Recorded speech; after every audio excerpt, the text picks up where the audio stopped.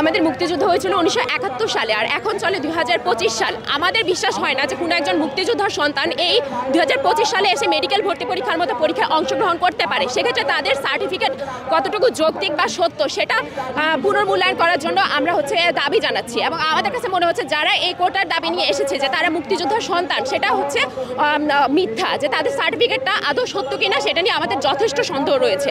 আর তার উপর আরেকটা কথা হচ্ছে যে এর আগের বছরগুলোতে যখন ফ্রিডম ফাইটার কোটার মাধ্যমে স্টুডেন্টরা চান্স পেত, সেক্ষেত্রে দেখা যেত কি ঢাকা মেডিকেলে যারা আসছে তাদের হয়তো 0.5 বা 1 মার্কসের ডিফারেন্সের কারণে তারা কোটার মাধ্যমে আসতে পারছে।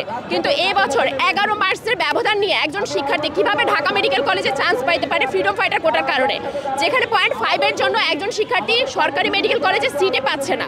তাহলে এই শিক্ষা ব্যবস্থা বা এই যে পরীক্ষার যে নির্বাচন পদ্ধতিটা সেটা কতটা যৌক্তিক বা কতটা সুষ্ঠুভাবে করা হচ্ছে। তার উপর আরেকটা ব্যাপার হচ্ছে আমাদের মেডিকেল ভর্তি পরীক্ষায় 100টা এমসিকিউ প্রশ্নের মাধ্যমে নেওয়া হয়, কিন্তু এই প্রশ্নগুলো করা হচ্ছে দায়সারাভাবে, খুবই সহজ, বইয়ের ভেতর থেকে প্রশ্ন তুলে দেওয়া হচ্ছে।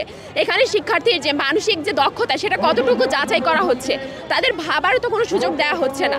আর এই যে 100টা প্রশ্ন দেওয়া হচ্ছে, কোনো শিক্ষার্থী তাদের যে এস্টিমেটেড মার্ক সেটা দেখতেছে যে কেউ ভাবতেছে তারা 87 পাবে, কিন্তু পরীক্ষার পরে দেখা যায় তাদের নাম্বারটা কম আসতেছে। আবার কেউ ভাবছে তারা কম পাবে, তাদের নাম্বারটা বেশি আসতেছে।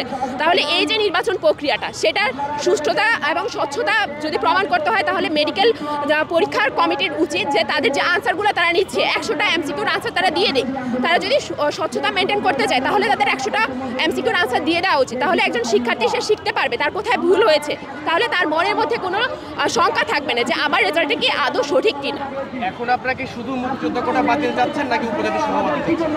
আমরা মুক্তিযোদ্ধা কোটাটাই বাতিল চাচ্ছি। 5% কোটাই বাতিল চাচ্ছেন? জি, আমরা মুক্তিযোদ্ধা কোটা যে 5% আছে সেটাকে 0%-এ নামিয়ে আনার দাবি জানাচ্ছি। কোনো মুক্তিযোদ্ধা কোটা ভর্তি পরীক্ষায় যেন না রাখা হয়। আজকে সন্ধ্যার মধ্যে আমাদের আলটিমেটাম টাইম দেওয়া হয়েছে। যদি এর মধ্যে স্বাস্থ্য অধিদপ্তর ওই কালকে প্রকাশিত ফলাফলটা বাতিল না করে, সেক্ষেত্রে আমাদের নতুন করে দাবি আসবে এবং সকল মেডিকেল কলেজ সেই কঠোর দাবির সাথে সহমত জানাবে।